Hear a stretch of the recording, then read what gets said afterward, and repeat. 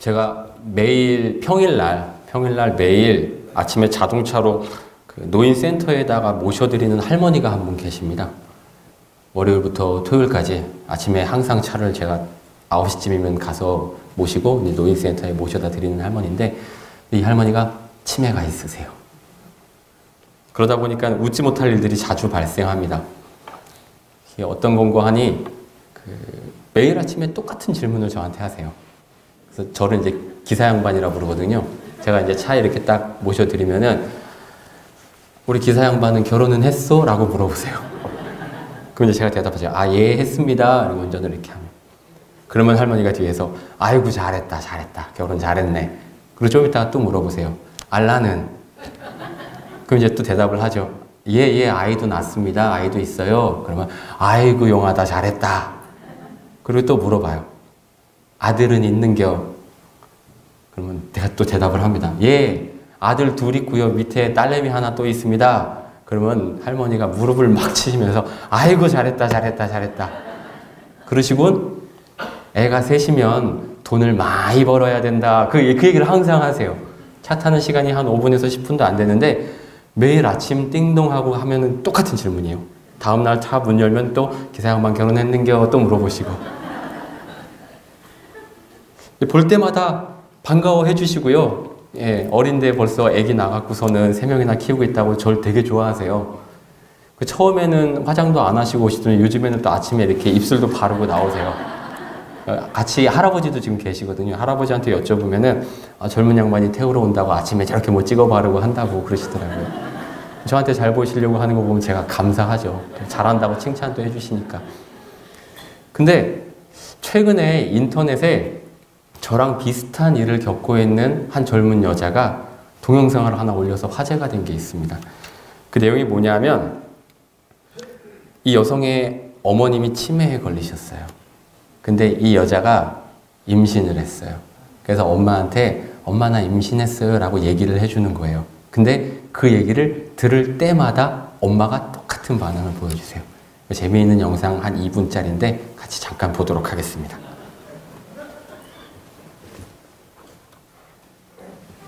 You know I'm having a baby. What? Yeah. When? October. Oh, come on, Christine. I'm so good. Mom, did you know I'm having a baby? No, you? Yeah. When? October. Oh. You know I'm having a baby? No. Yeah. When? October. Do I look fat? No, I don't. No. You don't think there's anything in my stomach? Your stomach? Oh yeah! What is this? What is it? Baby. Yes. Yes? You know, Joe. Oh, when? October? October? Good. Wow!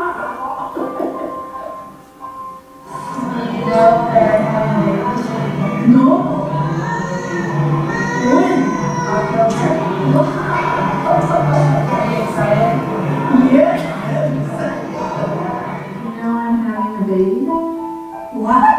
Yeah. When? October. Good, Christine. October? I can take care of you pretty good. Yeah. Yeah. That you're going to be a grandma? Going to what? Be a grandma? Me? Yeah. No? Yeah. I'm going to the grandma? Yeah. Who do you know? Who? Baby. Who do you think? I don't know. In my stomach. Your stomach? Yeah. Really? That's good.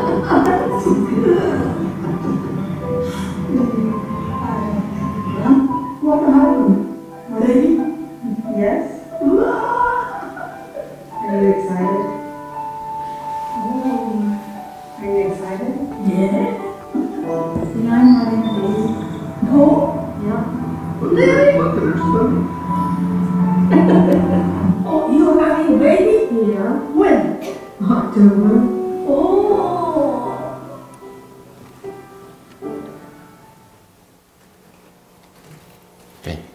어떻게 보면 치매라고 하는 병이 굉장히 비극적이고 또 속상한 일일 수도 있는데 엄마에게 기쁨을 줄 수 있는 일들을 계속 반복하는 이 딸들을 보면서 많은 네티즌들이 치매보다 더 위대한 게 모성애구나 라고 이제 댓글들을 달기도 했고요. 나중에 이 이야기의 후편도 있습니다. 이 딸이 이제 엄마한테 그 얘기를 합니다. 엄마, 내가 엄마 동영상을 찍어서 올렸다고 엄마가 되게 유명한 사람이 됐어. 전 세계에서 엄마 되게 유명해. 이제 그렇게 하는 또 동영상이 있어요. 제가 유아부를 담당해서 그런 거일 수도 있겠지만 10달 동안 기다림을 통해 갖고 천사 같은 아이를 만나게 되는 건 정말 신기하고 아름다운 일인 것 같습니다. 요즘에는 엄마들이 또 젊은 아빠들이 아주 똑똑하고 야무지잖아요. 그래서 처음에 임신을 확인한 그 순간부터 아이가 태어나는 그 순간까지를 아주 꼼꼼하게 아주 예쁘게 또 기록으로 남겨놓더라고요. 예전에는 먹고 사는 게 바쁘다 보니까 임신하면 입덧해야 되고 입덧 끝나고 나면 또 배 불러오고 남편은 열심히 돈 벌어야 되고 애가 어떻게 크는지 사실은 태교 같은 거 크게 신경 많이 못 썼잖아요. 근데 요즘 엄마 아빠들은 얼마나 정성을 들여서 아이를 태교를 하는지 모르겠습니다. 그래서 엄마들이 또 아빠들이 아이에게 계속 이야기를 하잖아요. 건강하게 곧 만나자 이렇게 토닥토닥 한단 말입니다. 그 기다림의 시간을 뜻깊게 보내는 장면을 보면서 아주 엄밀하게 따지면 사실은 아이 아빠보다는 뱃속에 아기를 품고 있는 엄마들이 더 특별한 감정을 몇 배 이상 느낄 거다라는 생각을 했었습니다. 그게 왜 그러냐 하면 엄마가 자기 배를 토닥토닥 만지면서 태동을 느끼면서 태명을 다 붙여주잖아요. 그죠? 아무개야 이름을 불러가면서 우리 곧 만나자라고 얘기를 하는데 그 말이 사실은 어떻게 보면 안 맞는 말이에요. 왜냐하면 엄마는 자기 뱃속에 이미 아이를 가지고 있거든요. 늘 24시간 9개월에서 10개월을 나와 함께 하고 있는데 근데 엄마는 아이에게 이야기를 해요. 우리 곧 만나자, 건강하게 만나자, 튼튼하게 만나자. 이 만남이라고 하는 단어에 대해서 생각을 조금 해봐야 될 것 같습니다. 누군가를 기다린다고 하는 건요. 누군가를 만나는 전제가 있지 않으면 의미가 없습니다. 만날 일이 없는데 기다리는 것은 헛된 기다림이고 비극이죠. 만날 일이 있어야 기다림의 가치가 있는 겁니다. 근데 이 만남이라고 하는 게 사람이 이 세상에 태어나서 살아가면서 굉장히 큰 영향을 미치는 단어를 하나 꽂으라 그러면 결국 만남인 것 같아요. 우리가 어떤 사람이 태어나서 어떤 일을 하면서 어떤 모양새로 살아가느냐를 두 가지 요소를 가지고 영향을 받는다라고 이야기를 하는데 하나는 선천적인 영향, 하나는 후천적인 영향이라고 얘기를 합니다. 선천적인 영향이라고 하는 걸 우리는 또 다른 말로 유전의 영향이라고 이야기를 하죠. 내가 선택한 거는 아니지만 엄마, 아빠 혹은 그 위에 조상님으로부터 내가 물려받아 왔었던 요인들이 나한테 있어요.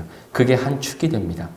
예를 들면서 내 머리 색깔, 눈 색깔, 몸 사이즈라든가 또 내 목소리 그런 유전자에 새겨져 있는 부모님으로부터 받았던 내용들은 그냥 그 아이에게 그대로 전달이 되는 경우들이 있죠. 누구는 우월한 유전자를 받았고 누구는 조금 그렇지 못한 유전자를 받는 경우들이 있습니다. 그리고 그 유전자의 차이 때문에 살아가는 모양이 달라지기도 하죠. 다른 한 가지는 이제 후천적인 영향인데요. 이건 다른 말로 환경적인 영향이라고 할 수 있을 것 같습니다. 이 환경적인 영향의 대표적인 건 결국 이제 사람이죠. 어떤 친구를 만났느냐, 또 어떤 선생님을 만나느냐, 또 어떤 배우자를 만나느냐. 근데 꼭 사람을 만나는 것만 가지고 후천적인 요인이라 하진 않을 것 같아요. 이 사람이 어떤 영화를 보고 감명을 받았는지, 어떤 책을 보고 감명을 받았는지 같은 간접적인 경험들도 이 사람의 삶에 큰 영향을 미치기도 합니다. 근데 뭐니 해도 결국 어떤 개인이 살아가면서 삶의 터닝 포인트다 싶은 일들을 만날 때 그 장면을 가만히 들여다보면 거기에는 결국 누군가와의 만남이 있습니다. 인격적인 한 사람과의 만남이 이 사람의 인생을 성공하는 인생으로 또는 실패하는 인생으로 판가름을 짓는 중요한 열쇠가 되긴 합니다. 그래서 미국의 어느 한 대학교에서 한 10년에 걸쳐서 조사를 했대요. 개인적인 성공이 이 사람의 지적인 능력이 혹은 재능이 얼마만큼의 영향을 미치는가 조사를 해봤는데 결국 개인이 가지고 있는 지식적인 능력이나 재능은 성공에 한 15% 정도 영향을 미친대요. 그럼 나머지 80%는 뭐냐? 인간관계라고 합니다. 직장을 잃은 사람들에게 물어봤습니다. 당신은 왜 직장에서 해고가 된 것 같아요? 왜 일을 그만두게 된 것 같아요? 능력이 없어갖고 일을 그만두게 됐다고 말하는 사람들은 생각보다 많지 않다 그래요. 대부분은 인간관계 때문에 그래요 라고 이야기를 했다고 합니다. 여러분도 공감하시죠? 이제 꼭 이렇게 통계 수치를 따르지 않는다고 하더라도 우리가 일생 동안 어떤 사람을 만나고 영향을 받는지는 정말 중요한 일입니다. 거기에 이의 제기하는 분은 한 분도 없을 거예요. 그래서 우리들은 누구를 만날 때 그 대상을 주의 깊게 관찰을 해야 됩니다. 그리고 최선을 다해서 배려해 줘야 됩니다. 그래서 그 만남을 복되게 가꿔야 합니다. 그게 인생을 아름답고 뜻깊게 살아가는 비결이기도 합니다. 근데 이렇게 중요한 사람들과의 경험이나 만남보다 더 중요한 만남은 역시 주님과의 만남입니다. 앞에서 언급한 대로 부모님이 아이를 만날 때 한 9개월에서 10개월을 기다려갖고 정말 예쁜 우리 아기를 만납니다. 근데 이 세상에는 메시아, 구원자, 그분을 기다리기 위해서 일평생을 바쳤던 사람들이 많이 있습니다. 10개월을 기다리는 것도 결코 짧은 기간은 아니지만 10년, 20년도 아니고 수십 년, 수백 년을 한 사람 메시아를 기다려왔던 그 사람들을 우리는 이스라엘 백성이라고 부릅니다. 수많은 예언자들, 선지자들의 입을 통해서 메시아의 만남을 그려왔었고요. 또 그 가운데 몇몇 사람들은 실제 그 메시아를 만나보기도 했습니다. 사람이 지구 위에 이렇게 살면서 유한한 어떤 시간을 보내다가 결국은 흙으로 돌아가는 이 연약한 먼지 같은 사람이 이 천지를 만든 창조주인 신, 그 신을 만난다라고 하는 일은 사실은 굉장히 신비한 일이죠. 하나님을 인간의 눈으로 볼 수 없기 때문에 구약시대에는 하나님이 사람에게 나타나시고 말씀하시는 방법이 아주 다양하고 정말 말 그대로 신비했었습니다. 아담에게 말씀하실 때, 또 노아에게, 또 아브라함에게, 또 수많은 선지자들이 환상 중에서 예수님, 또 하나님을 보았던 그 모습은 인간에게는 신비하다 못해서 아주 두려운 모습이었었던 것 같습니다. 묘사를 그렇게 하고 있죠. 예를 들어 이사야 선지자가 천사를 통해서 하나님의 부르심을 받는 장면을 보면 벌벌벌 떨죠. 그리고 뭐라고 말합니까? 난 이제 망했다. 내가 하나님의 얼굴을 봤으니 난 이제 죽었구나 라고까지 이야기를 합니다. 구약시대는 이렇게 하나님의 모습을 보고 또 하나님을 만난다고 하는 게 인간에게는 어려운 또 불가능한, 어떻게 보면 두려운 일이었는데, 신약시대에 와서 사람들은 더 현실적이고 구체적으로 하나님을 보게 되죠. 바로 성육신 하신 예수님, 그분을 만났기 때문입니다. 오늘 우리가 함께 살펴본 본문에는 그렇게 육신을 입고 오신 예수 그리스도, 그분을 만난 한 여인에 대한 이야기가 나오고 있습니다. 오늘 우리가 다 읽지는 않았는데요. 이 예수님, 사마리아 여인과 예수님과의 만남을 그리고 있는 이 앞부분, 도입 부분, 요한복음 4장 3절에서 4절 그 부분을 읽어보면 이렇게 나와 있습니다. 4장 3, 4, 5절인데요. 제가 한번 읽어보겠습니다. 세번역 성경으로 읽을게요. 예수께서는 유대를 떠나 다시 갈릴리로 가셨다. 그렇게 하려면 사마리아를 거쳐서 가실 수밖에 없었다. 예수께서 사마리아에 있는 수가라는 마을에 이르셨다. 예수님이 수가라고 하는 한 마을에 오셨습니다. 그리고 거기서 한 여인을 만납니다. 혹자들은 이 만남이 아주 흥미롭고 재미가 있는 이유가 이 여인은 지금 이 낯선 남자가 누구인지를 전혀 모르기 때문이라고 이야기를 합니다. 근데 사실 엄밀히 따져보면 단지 그 이유만이 아니라 이 여자가 이 낯선 남자가 누구인지를 모르는 것 더하기, 이 낯선 남자, 즉 예수 그리스도는 이 여자를 너무도 잘 알고 있었다라고 하는 점이 더해져야 이 이야기가 완성이 된다는 것입니다. 이게 왜 중요한 포인트가 되냐면 두 사람의 대화를 통해서도 확인할 수 있는 것처럼 예수님은 이 여자가 어떤 사람인지 너무너무 잘 알고 있었어요. 그리고 이미 이 여자가 어떤 사람인지 잘 알고 있었다는 사실은 예수님은 그 여자를 만나기 위해서 이곳으로 일부러 오신 거라는 증거이기 때문입니다.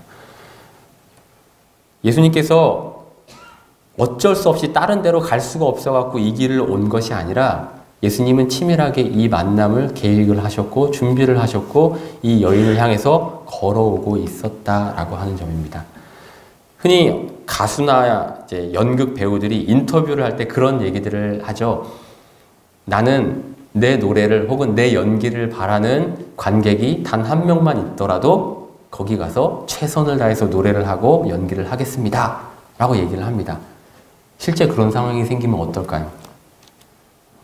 저는 가수도 아니고 배우도 아니지만 비슷한 일을 경험해 봤습니다. 제가 예전에 그 총회본부 교육국에 있을 때 여름 성경학교를 앞두고 나면 강습회를 합니다. 선생님들을 이렇게 지역별로 모아놓고 가서 아이들 공과는 이렇게 가르쳐 주시고 요번 여름 성경학교엔 요게 포인트입니다. 그거를 이제 가르쳐 줘요.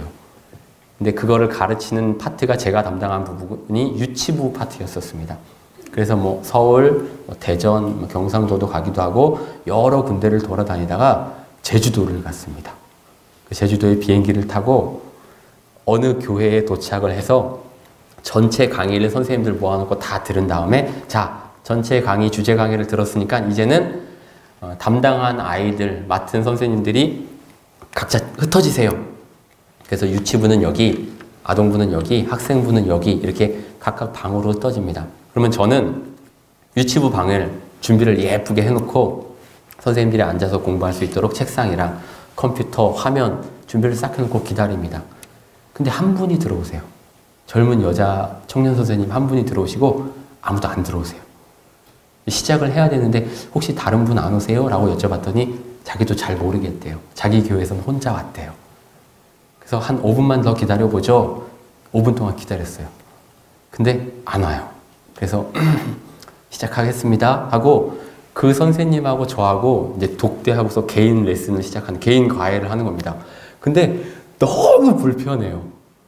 그전에는 그래도 뭐 한 10명 정도 이렇게 앉혀놓고 여러 대상들을 향해서 가르치다 보니까 그래도 떨리는 게 좀 덜했는데 이 여선생님 한 분이 그 앞에서 이렇게 눈을 동그랗게 뜨고서 저만 계속 쳐다보고 있으니까 무슨 말을 해야 되겠는지도 잘 모르겠고 말이 자꾸만 이게 엄한 대로 이렇게 가는 거예요. 그러다가 더 큰일이 생겼습니다. 강의를 이렇게 하다가 마지막 부분에 선생님, 교사로서 산다는 게 얼마나 힘들어요. 아이들 내 맘 같지 않고 또 내 생활도 너무 바쁘잖아요.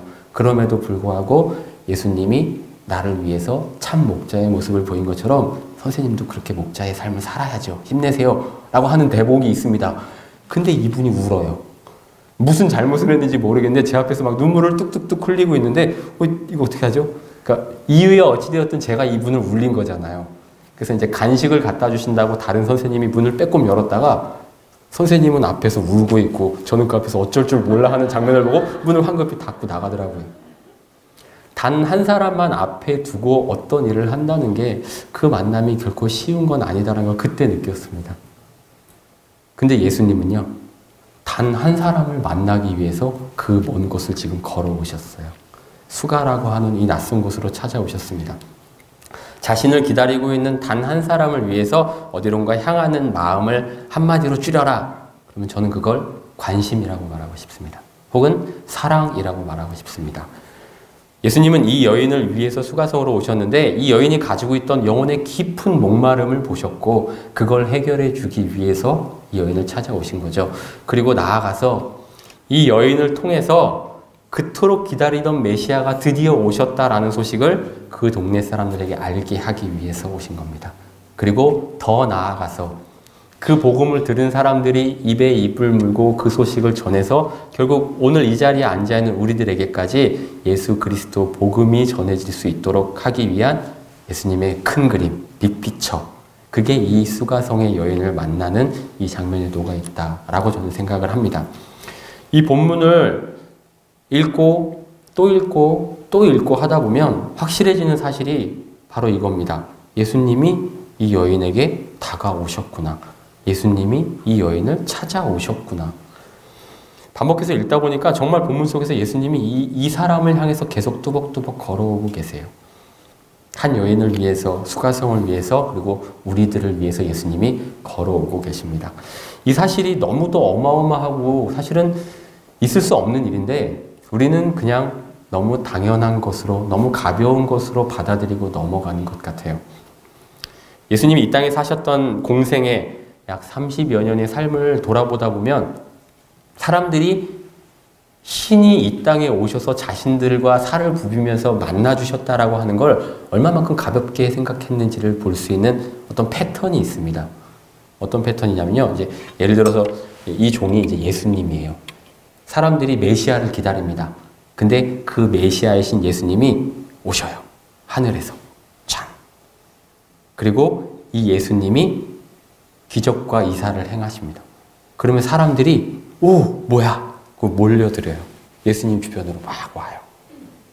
근데 그 사람들이 곧 예수님을 배신하고 떠나요. 그리고 이 예수님을 십자가에 못 박게 합니다.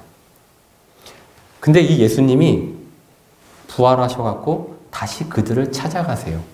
이런 패턴이 제일 극적으로 나타나는 건 제자들과의 만남입니다. 예수님께서 공생애를 시작하시면서 금식을 하시고 그리고 제자들을 직접 찾아가시잖아요. 그래서 그물을 던지고 있는 사람들을 향해서 나를 따라오겠니? 내가 사람 낚는 어부 되게 할게. 그래서 한 사람, 두 사람 제자들을 불러 모으십니다. 그리고 그 제자들이 예수님과 함께 있어요. 그리고 그 제자들과 함께 다니면서 예수님이 병자를 고치시고 사람들을 먹이시고 심지어 죽은 사람을 살립니다. 그랬더니 많은 사람들이 저 사람이다 하고 몰려옵니다. 웅성웅성웅성웅성. 근데 어느 한순간 이 몰려들었던 군중들이 예수님을 십자가에 못 박아라 라고 소리를 지르고 떠나버립니다. 심지어 예수님이 직접 찾아다니면서 불렀던 제자들도 예수님 곁을 다 떠나버립니다. 나는 그 사람 몰라요. 부인을 합니다.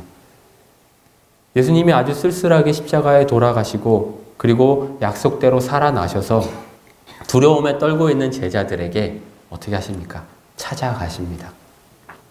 평안을 받으라. 성령을 받으라. 예수님이 끊임없이 사람들을 향하여서 찾아가고 있는 이 장면이 저는 오늘 우리들에게도 역시나 마찬가지라고 생각을 합니다. 우리는 우리가 예수님을 향해서 주일날 예배를 드리러 나아온다라고 생각을 하지만 그렇지 않습니다. 실상은 예수님이 우리를 향하여 다가오고 계시는 것입니다.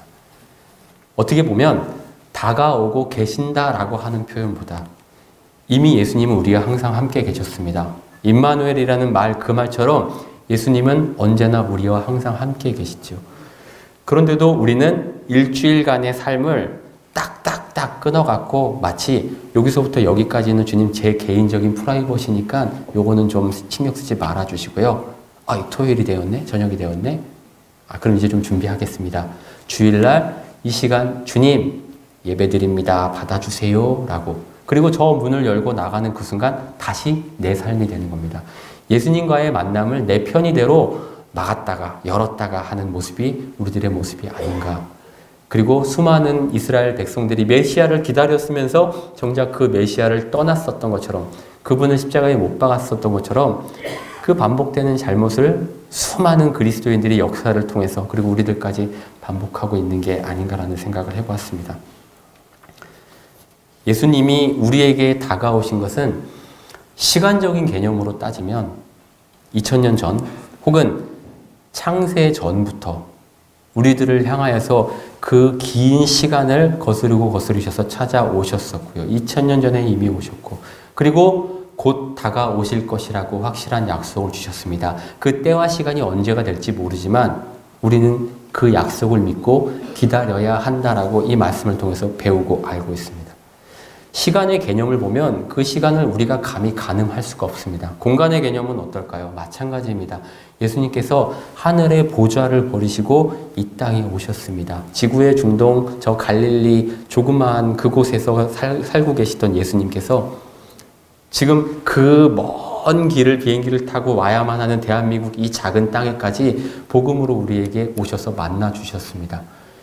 이 하늘 보좌에서부터 저쪽 먼 땅 그리고 우리가 살고 있는 이 지금 삶의 자리까지 이 엄청난 공간의 갭을 하나님께서는 나 한 사람을 만나기 위해서 극복을 하고 지금 만나주고 계시는 겁니다.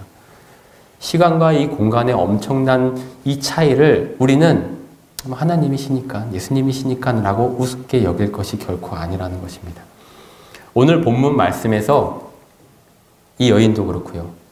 또 우리 같은 예수님과의 만남에 대해서 아주 무겁게 생각하는 걸 깜빡깜빡하는 사람들이 흔히 하는 실수가 바로 오늘 본문 제목입니다. 오늘 설교의 제목을 저는 그가 오시면이라고 정했습니다. 이거는 우리가 아까 읽었던 본문 말씀에 이 여인이 한 거죠. 메시아라고 하는 그분이 오실 거라고 내가 들어서 알고 있어요. 근데 만약 그분이 오시면, 그가 오시면 우리에게 모든 걸 알게 하실 거예요. 예수님이 뭐라고 말씀하십니까? 너랑 얘기하고 있는 내가 그 사람이야 라고 얘기합니다. 아까도 말씀드린 것처럼 예수님은 이미 우리에게 오셔서 우리와 함께 하고 계십니다. 근데 우리는 자꾸만 다른 누가 오시면, 다른 어떤 일이 나에게 생기면, 어떤 조건이 나에게 만족이 되면 그렇게 조건을 달고 그렇게 신앙생활을 합니다. 근데 그게 아니라는 거예요. 예수님은 뭐라고 말씀하십니까? 내가 이미 너와 함께 있어. 내가 지금 너랑 같이 있어. 대림의 절기를 우리가 보내고 있습니다. 오늘 제가 유아부 아이들에게 숙제를 사실은 내줬었어요. 지난 일주일 동안 부모님들에게 이번 주에 오실 때에는요, 드레스 코드라는 게 있습니다. 꼭 몸의 어딘가에는 보라색이 담기도록, 보라색이 있도록 그렇게 아이들을 입혀갖고 보내주세요. 그래서 어떤 아이는 오늘 턱바지를 보라색을 하고 왔고요. 어떤 아이는 양말을 보라색, 어떤 아이는 핀을 보라색으로 하고 왔어요. 엄마들이 너무 힘들어요. 보라색 뭐가 되게 없어요. 근데 그렇게 힘든 숙제임에도 불구하고 제가 굳이 보라색을 오늘 입고 오라고 한 이유가 있었습니다. 대림절 혹은 대강절을요, 매년 우리가 지키죠. 그리고 이렇게 초를 킵니다. 근데 그 대강절을 말 그대로 그냥 대강 보내요. 그 의미를 우리가 깊이 생각을 잘 안 하려고 합니다. 우리가 지키는 교회력에 많은 절들이 있어요. 그렇죠? 대림절, 대강절, 그리고 성탄절, 그리고 예수님의 고난을 기억하는 사순절, 그리고 그 고난의 끝에 예수님의 부활절이 있죠. 그리고 예수님이 부활하신 해 하늘에 올라가셔서 성령님을 약속하신 대로 보내주신 걸 기념하는 성령 강림절이 또 있고요. 또 얼마 전에 우리가 이제 여기다가 잔뜩 쌓아놓고 하나님 감사합니다. 추수감사절도 있고요. 무슨 절, 이 수많은 절기들이 담겨있는 교회력이라고 하는 걸 우리는 지키는데, 사실 교회력이라고 하는 거가 우리에게 큰 영향을 미치는 건 제 개인적으로는 부활절, 성탄절 2개밖에 없는 것 같아요. 근데 저에게 말씀을 가르쳐줬던 목사님들은 그 얘기를 반복해서 하셨습니다. 부활절이 의미가 있으려면 사순절이 반드시 필요합니다. 40일간 금욕하면서 주님의 고난이 어떤 의미인지를 반드시 체험을 하고 본인도 기도하고 묵상하는 시간이 필요하다. 그래야 부활의 진정한 의미를 깨달을 수 있다. 마찬가지로 예수님, 아기 예수가 이 땅에 오신 성탄절의 의미를 바로 새기려면 대림절, 이 4번의 주일을 의미 있게 보내야 하는 건데요. 그래서 아이들에게 대림절이라고 하는 게 뭔지 엄마들이 좀 설명을 해주세요. 근데 그 이미지를 색깔로 설명을 해드리고 싶어서 보라색 옷을 꼭 챙겨 입으라 그렇게 말씀드렸어요. 오늘 우리가 첫 번째 대림절 초를 켰습니다. 여기 앞에 보면 보라색 스토리 있죠. 교회력에는 그 절기에 맞는 컬러가 있습니다. 그래서 여기 보면 어떤 때는 초록색, 어떤 때는 빨간색, 어떤 때는 흰색, 다 그게 의미가 있는 색깔이죠. 특별히 이 보라색이라고 하는 색깔의 의미는 찾아보니까 회개, 자복함, 반성, 돌아봄 이런 의미가 있습니다. 초창기에 이 절기들을 지켰던, 대림절을 지켰던 사제들이 이 보라색 옷을 입을 때에는 주님, 제가 죄인입니다. 제 개인적으로 생각할 때 왜 사람이 죄를 지으면 벌을 받고 매를 맞지 않습니까? 그래서 매를 이렇게 맞으면 학창시절에 우리가 학교에 가서 매를 맞으면 어떻게 되나요? 멍이 들죠. 그 멍든 데가 보라색으로 예쁘게 이렇게 물이 듭니다. 그런 느낌이 아닐까라는 생각도 해보게 됩니다. 이 보라색이라고 하는 건 자신의 죄를 아파하는 마음을 상징을 합니다. 2번째 주일이 되면 이게 연보라색으로 바뀝니다. 그 다음 주일이 되면 분홍색으로 바뀌고요.